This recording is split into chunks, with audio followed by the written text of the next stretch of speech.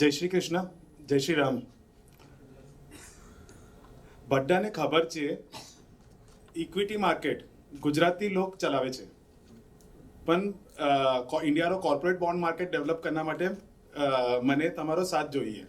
बहुत कम companies India में ऐसी रहती है जो कि पब्लिक इशुएंसेस करती है कॉर्पोरेट बॉन्ड मार्केट की.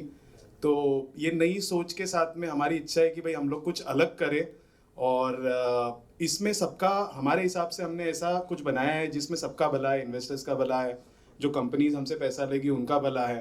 तो बहुत ज़रूरी है इंडिया के लिए, अगर हमको नेक्स्ट लेवल पे जाना है तो जो हम आज शुरुआत करने की कोशिश कर रहे हैं ये सफल होए. शुरुआत करने के पहले सर, एनबीएफसी हम लोग शब्द सुनते हैं पर हमको समझ में नहीं आता कि भाई एनबीएफसी है क्या. तो जैसे पहले दो शब्द है ना, उसमें नॉन बैंकिंग, तो वो बताता है कि भाई आप बैंकिंग काम छोड़ के एक फाइनेंस कंपनी के जैसे काम कर सकते हो. आप लोगों से पैसा ले सकते हो और लोगों को पैसा दे सकते हो. तो पैसे के ट्रेडर बोल के हम लोग इसको समझ सकते हैं कि भाई जो पैसे की ट्रेडिंग करता है, एक तरफ से पैसा लेगा एक तरफ से पैसा देगा, उसको फाइनेंशियल इंटरमीडियरी का एक लाइसेंस होता है आरबीआई से. तो एनबीएफसी का वो लाइसेंस हमारे पास में है. सर हमारा मिशन क्या है? हमारा मिशन है इंडिया को 2047 तक वर्ल्ड की सबसे बड़ी इकोनॉमी बनाना. हम लोग इंडियंस, हम लोग oldest civilization in the world है. और आपको ये जान के ताज्जुब होएगा कि for the major part of world history, मतलब इतिहास में हम लोग देखेंगे, for the major part India was the number 1 economy. कोई रीजन नहीं है कि हम लोग ने 5 पे आके इतना खुश होना चाहिए, और कोई रीजन नहीं है कि हमने 3 तक ही टारगेट करना चाहिए कि भाई हम 3 तक पहुंचेंगे. नंबर 1 बनना चाहिए. 100 साल पूरे होंगे. हम लोगों में काबिलियत है, हमारे पास में रिसोर्सेस है. सिर्फ एक चीज की कमी है, वो है पैसा. कुछ लोग हैं जिनके पास में एक्स्ट्रा पैसा है, कुछ लोग हैं जिनके पास में एक्स्ट्रा अपॉर्चुनिटीज है, पर ये जो पैसे का लेन देन है ये इतना फ्रीली ट्रांसपेरेंट नहीं है. तो हम लोग वहां पर चाहते हैं कि भाई प्रचय एज अ ग्रुप हम लोग उस चीज के ऊपर काम करें. सर नया कंपनी नहीं है, 15 साल से मैं इस बिजनेस में हूँ. बाय प्रोफेशन चार्टर्ड अकाउंटेंट हूँ. मैंने सीए के बच्चों को पढ़ाया हुआ है, मैंने प्रैक्टिस की हुई है और जीरो से लेके काम चालू किया हुआ है. बहुत छोटे घर से आता हूँ, मेहनत से अपना काम बनाया हुआ है और आगे भी इसको बड़े लेवल तक पहुंचाने की मेरी इच्छा है. अभी अगर हम लोग का बिजनेस मॉडल आप समझेंगे क्या है करके, तो हम लोग क्या करते हैं, जहां पर पैसा देने की बात आती है तो हमने आइडेंटिफाई किया है मिड टू लार्ज कॉर्पोरेट्स वाला सेगमेंट. अपने देश में अभी कैसा है कि जो छोटे स्तर के बिजनेसेस है उनके लिए गवर्नमेंट ने काफी कुछ किया हुआ है. सीजीटीएमएससी स्कीम है, मुद्रा लोन्स है. तो गवर्नमेंट जो छोटे बिजनेसमैन है उनके लिए काफी कुछ कर रही है. जो एकदम बड़े कॉर्पोरेट्स है इनको कभी पैसे की तकलीफ थी ही नहीं. ये तो जहां चाहे वहां से पैसा ले सकते हैं, कैपिटल मार्केट इनको पसंद करता है. पर जो बीच की लेयर के लोग हैं, मिड टू लार्ज वाले, यानी क्या कि आज मीडियम साइज में काम कर रहे हैं, 10-5 साल हो गया है बिजनेस में, अच्छा खासा बिजनेस सेट कर दिया है, अब मेरे को बढ़ाना है, तो उस वाले सेगमेंट को पर्टिकुलरली कोई एड्रेस नहीं करता है. और हम लोगों ने वो एक पर्टिकुलर सेगमेंट पकड़ा हुआ है कि भाई हम इनकी मदद करेंगे, क्योंकि बैंकों के ये मेन फोकस एरिया में नहीं आता है. बैंकें बोलती है हमको मासेस को सर्व करना है, जनरल पब्लिक को सर्व करना है. तो इनके लिए हम लोग खड़े हैं. इनके लिए अब हमारी क्या इच्छा है कि भाई इनको जो इनके ग्रोथ जर्नी में पैसा लगता है, नॉर्मल अगर आप बढ़ा रहे हो बिजनेस कोई बात नहीं है, पर अगर तेजी से आपको बिजनेस बढ़ाना है तो आपको थोड़ा सा अलग पैसा लगता है. तो वो पैसा प्रचय कैपिटल देती है. ये पैसा हम लोग लाते कहां से है? हम लोग ये पैसा हमारे इन्वेस्टर्स से लाते हैं. कैसे लाते हैं? High yielding fixed income securities बोल के. यानी क्या कि हम लोग लोगों को रेगुलर बेसिस पे एक ब्याज देते हैं और वो ब्याज थोड़ा सा नॉर्मल सिक्योरिटीज से ज्यादा रहता है. तो एक तरफ से हम लोग पैसा लेते हैं, एक तरफ से हम लोग पैसा देते हैं. अभी सर वेल्थ मैनेजमेंट, हम लोगों को कई बार ऐसा होता होगा, फील होता होगा कि यार हम लोग सालों से बहुत पैसा कमा रहे हैं. पहले जो तनख्वाह थी अभी उससे पैसा बढ़ गया है, पहले जो बिजनेस होता था अब से उससे ज्यादा हम लोग कमाते हैं, बट फिर भी हम लोग वेल्दी नहीं बनते हैं. तो वेल्थ का ना सर एक साइकिल होता है, बहुत सिंपल साइकिल है, बहुत सिंपल रूल्स है. वो क्या बोलता है कि भाई पहले ना अपनी जो भी कमाई होती है, कमाई में से सेविंग्स पहले होनी चाहिए अलग, और बचा हुआ पैसा हमारा एक्सपेंस होना चाहिए. नॉर्मली क्या होता है, हम लोग कमाते हैं, जो खर्चा करना रहता है खर्चा कर लेते हैं, बाकी के बचे हुए पैसे से अगर कुछ सेविंग हो गई तो करते हैं। बट पहला रूल बोलता है फाइनेंस का कि अगर आपको वेल्थ जनरेट करनी है तो कमाई में से पहले सेविंग्स अलग कर दो और फिर खर्चा करो। दूसरा रूल क्या है कि सिर्फ सेविंग करके कुछ नहीं होता है, उसका इन्वेस्टमेंट करना होता है। आप इन्वेस्टमेंट करिए, अलग अलग पोर्टफोलियो रहता है, आप देखिए कि भाई मेरे लिए कौन सा सूटेबल है, कौन से रिस्क मैं ले सकता हूँ, कितना पैसा मैं किस रिस्क पे लगा सकता हूँ, उसके हिसाब से आप अलग अलग पोर्टफोलियो में इसको डिस्ट्रीब्यूट करते हैं। तो जो टिपिकली हम लोग इन्वेस्टमेंट्स के ऑप्शंस हमारे पास में रहते हैं, एक तो रियल एस्टेट होता है, फिर गोल्ड होता है, और फिर जो थोड़े से अवेयर इन्वेस्टर्स रहते हैं ये स्टॉक मार्केट में पैसा लगाते हैं, सिक्योरिटीज में। बट एक और एस्पेक्ट है इन्वेस्टिंग का जो कि बहुत ज्यादा पॉपुलर नहीं है, और वो है कॉर्पोरेट बॉन्ड मार्केट। और हमारी मुहिम ये पर्टिकुलर सेगमेंट को एड्रेस करने के लिए है। अभी कॉर्पोरेट बॉन्ड्स होते क्या है? कॉर्पोरेट बॉन्ड्स बेसिकली किसी भी कंपनी को अगर ब्याज से पैसा लेना रहा तो वो बॉन्ड्स इशू करते हैं, जिसको डिबेंचर्स बोलते हैं। तो डिबेंचर्स बोल के कंपनी पैसा रेस कर सकती है, तो ये उसके लिए होता है।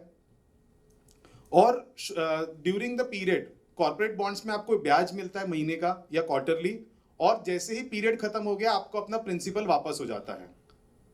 तो ये बहुत अच्छा, जैसे इसको अगर आप कंपेयर करना चाहेंगे तो आप कंपेयर कर सकते हैं फिक्स डिपॉजिट के साथ में। जैसे बैंक फिक्स डिपॉजिट बोल के पैसा लेती है, वैसे एनबीएफसीज को आरबीआई ने अलाउ किया हुआ है कि आप बॉन्ड्स इशू करके भी पैसा ले सकते हैं। इसमें फायदा यह है कि बैंक थोड़ा कम ब्याज देती है, हम थोड़ा ज्यादा ब्याज देते हैं। एक नॉर्मल मिडिल क्लास को क्या चाहिए कि भाई मेरा पैसा तुम कम बढ़े बट सुरक्षित रहे, मतलब मेरे को जितना पैसा बनना चाहिए, जिस दिन बनना चाहिए उतना बने। आप एग्जांपल लीजिए कि समझ लीजिए कॉलेज में एडमिशन करानी है आपके लड़के की, आप उसके लिए पैसा इकट्ठा कर रहे हैं, आप मार्केट में पैसा लगाया। अब जिस दिन कॉलेज की फीस पे करने की बारी आई उस दिन मार्केट नीचे है, आपका पोर्टफोलियो 30% डाउन है, तो आपके सेविंग का तो कुछ फायदा ही नहीं हुआ। बट कई सारे लोग बोलते हैं भाई हमको आप थोड़ा कम दीजिए, बट जितना बोल रहे उतना तो दीजिए। तो ये हमारा कॉर्पोरेट बॉन्ड एग्जैक्टली इस रिक्वायरमेंट को बहुत अच्छे से मीट करता है। अब इंडिया का सर कॉर्पोरेट बॉन्ड मार्केट का अगर हम लोग स्टेटस देखेंगे तो इकोनॉमी यूएस की ऑलरेडी इतनी बड़ी है, उसके बाद में उसका 120% कॉर्पोरेट बॉन्ड मार्केट है जीडीपी का। आप कोरिया का देखेंगे तो 80% है, चाइना का भी 36% है, जबकि चाइना में बहुत बड़ी बड़ी बैंकें हैं, उसके बाद में भी 36% है, हमारे यहाँ पे 18% है। और बात यहाँ पे खत्म नहीं होती है, 97% जो इशुएंसेस होते हैं वो टॉप 3 रेटिंग वाली कंपनियां करती है, यानी क्या, AA, AAA- और AAA। अब पैसा लगाते भी कैसे है, 99.1% प्राइवेट प्लेसमेंट से होता है, यानी पब्लिक के बीच में कभी नहीं आता है, ये कुछ लोगों को बांट देते हैं। तो ये स्टेटस है और ये हमको चेंज करना है। इससे फायदा क्या होगा?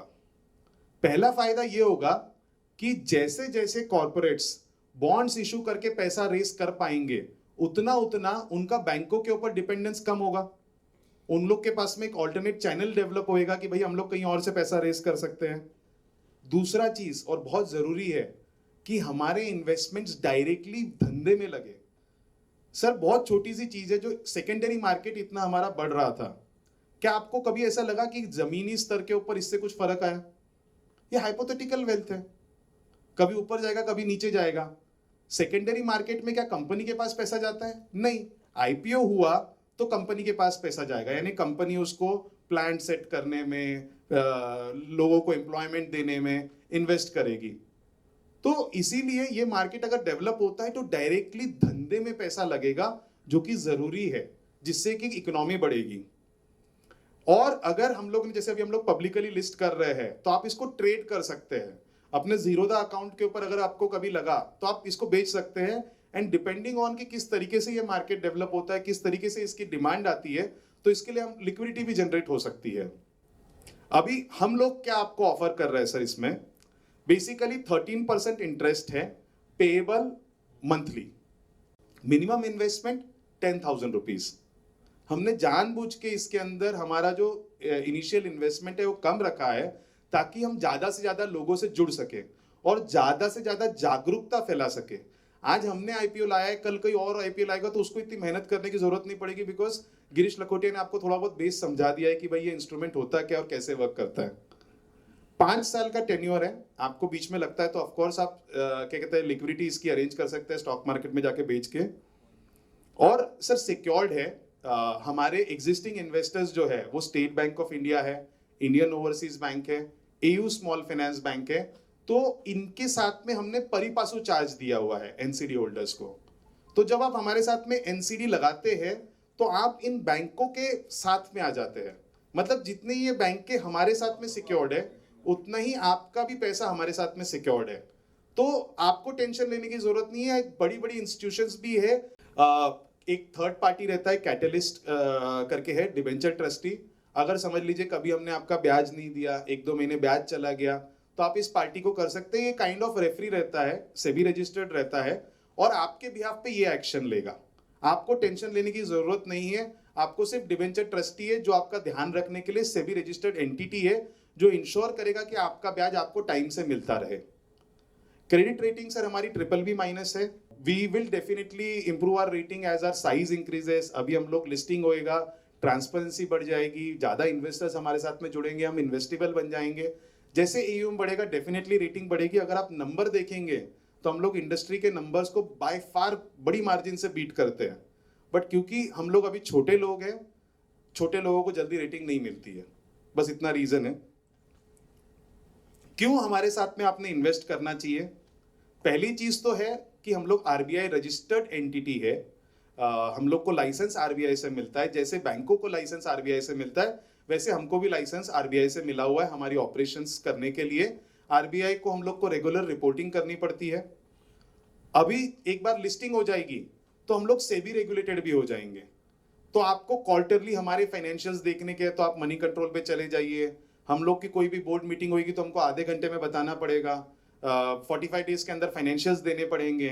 तो हम लोग एक ट्रांसपेरेंट कंपनी हो जाएंगे जिसके बारे में आप देख सकते हैं, समझ सकते हैं, फॉलो कर सकते हैं एज ए लिस्टेड कंपनी।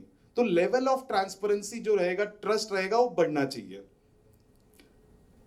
8 साल का सर एनबीएफसी का ट्रैक रिकॉर्ड है, आज तक 1 रुपए का, 1 दिन का हमने डिले नहीं किया है किसी के पैसे देने में। प्रोफेशनल टीम है, मैं खुद चार्टर्ड अकाउंटेंट हूँ, जो मेरे दूसरे डायरेक्टर है रोशन संचिती वो भी चार्टर्ड अकाउंटेंट है। मैंने सर धंधा ऐसा बनाया है कि पूरा बिजनेस मैं कंपनी सेक्रेटरी, चार्टर्ड अकाउंटेंट और एडवोकेट्स, ये 3 डिग्री के साथ में मैं पूरी मेरी कंपनी चला सकता हूं। मैंने इसी तरीके से धंधा बनाया है। It's a professionally run company, we run by systems, we run by processes, we have everything in place, बहुत सिस्टमैटिक है।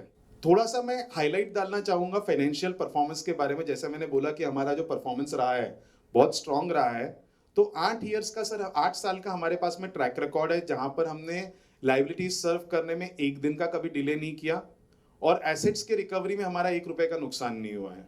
तो ऐसा नहीं कि जब मैं आपके सामने खड़ा हूं, आप जिस बिजनेस पे पैसा लगा रहे हैं कि यार नया बिजनेस है, समझ नहीं है, हम पैसा लगाएंगे पता नहीं इससे संभलेगा कि नहीं संभलेगा। एक्सपीरियंस है, नॉलेज है, डिटेल्ड समझ है और खुद का पैसा लगाया हुआ है हमने धंधे में। अगर कुछ लॉस होता है तो पहले हमारा लॉस होएगा, कोई भी लोन वाले का लॉस होने के पहले।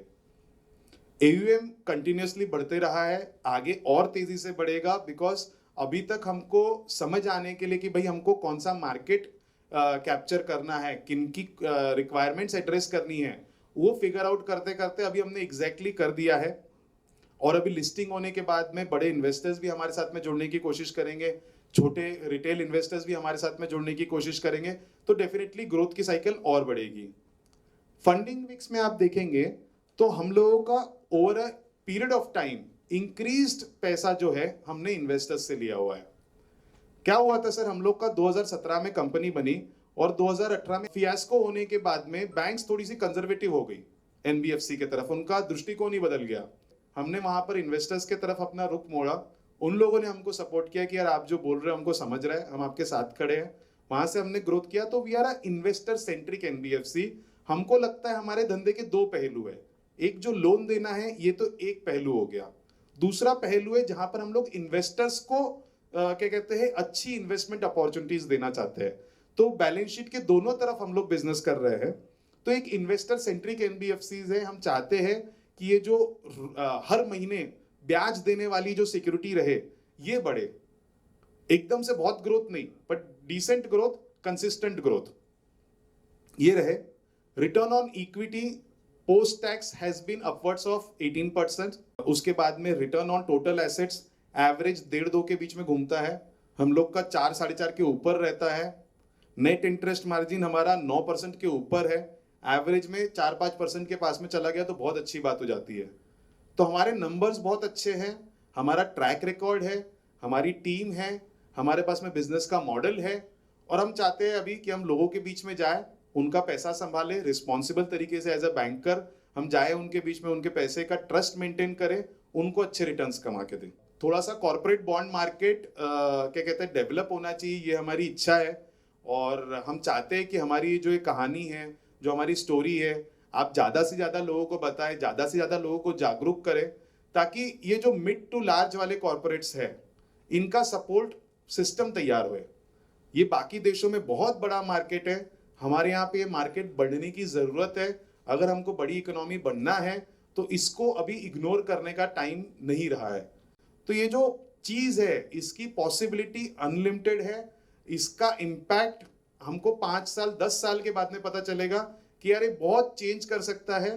और समय है कि अभी कुछ लोग सिर्फ देश में नहीं बढ़े। It is about the public issue. So public issue, the issue is going to open on 28th of February.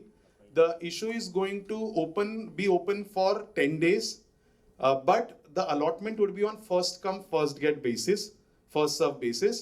तो टिपिकली मिनिमम 2 दिन तो खुला रहता है। अगर पूरा ओवर सब्सक्रिप्शन फर्स्ट डे हो गया तो अगर आप पहले अप्लाई करते हैं तो आपको अलॉटमेंट मिलेगा। और 10,000 से हमने चालू किया हुआ है, 13% इंटरेस्ट है। आपके डीमैट अकाउंट में आप जा सकते हैं। डीमैट अकाउंट में जो आईपीओ वाला सेक्शन रहता है वहां पर आपको अपकमिंग आईपीओ में हमारा आईपीओ मिल जाएगा, आप उसमें सब्सक्राइब कर सकते हैं। What is the size of base issue? Base issue से 50 करोड़ का है और ग्रीन शू ऑप्शन जो है वो 50 करोड़ का है। तो टोटल हम लोग 100 करोड़ ले सकते हैं इस इशू के मामले में। After 5 years, how do you perceive? तो अगले 5 साल में इच्छा ऐसी है कि 15 सिटीज में हमारी ऑपरेशन रहे, मिनिमम कंपनी का AUM अराउंड 15,000 करोड़ रहे, ऐसी इच्छा है।